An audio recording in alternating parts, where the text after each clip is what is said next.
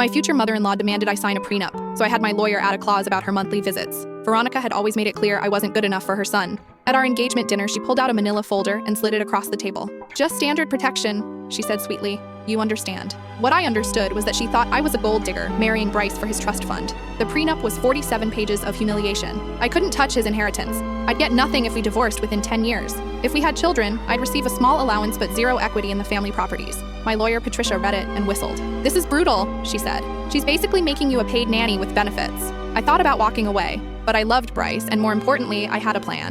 Add a clause, I told Patricia. If we're married, Veronica gets unlimited access to our home. Monthly visits, minimum 3 days each. No advance notice required. Patricia looked confused. "Why would you want that?" "Just trust me," I said. Veronica signed without reading the whole thing. She was too busy smirking at the sections that protected her precious baby's money. We got married in June. By July, she'd started her visits. She'd arrive unannounced on Friday evenings, suitcase in hand, ready to critique everything. My cooking was too spicy. My decorating was tacky. I was letting Bryce get soft. The first month, I smiled through it. The second month, I started documenting every passive-aggressive comment. Every time she rearranged my kitchen. Every moment she contradicted my parenting after our daughter Riley was born. But here's what Veronica didn't know. I wasn't some broke waitress she could intimidate. I'd sold my tech startup 3 years before meeting Bryce for $4.2 million.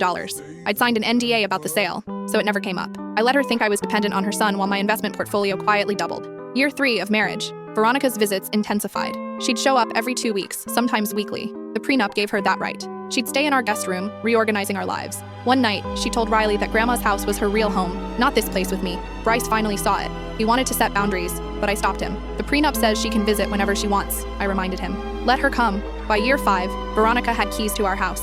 She'd let herself in at dawn, start breakfast, and wake us up with loud commentary. She'd go through our mail. She'd rearrange Riley's toys. Bryce was miserable. "We need to buy her out," he said. I filed for divorce instead. The courtroom was packed. Veronica sat in the front row, triumphant. My lawyer presented our case. 5 years of documented harassment, weekly invasions of privacy, emotional abuse toward both me and Riley, ring camera footage of her entering our home uninvited. She had a legal right to visit, Veronica's lawyer argued. Patricia smiled. "Which is why my client spent 5 years building an airtight case for intentional infliction of emotional distress. Your client abused that clause so egregiously that she created a hostile living environment." The judge reviewed the evidence.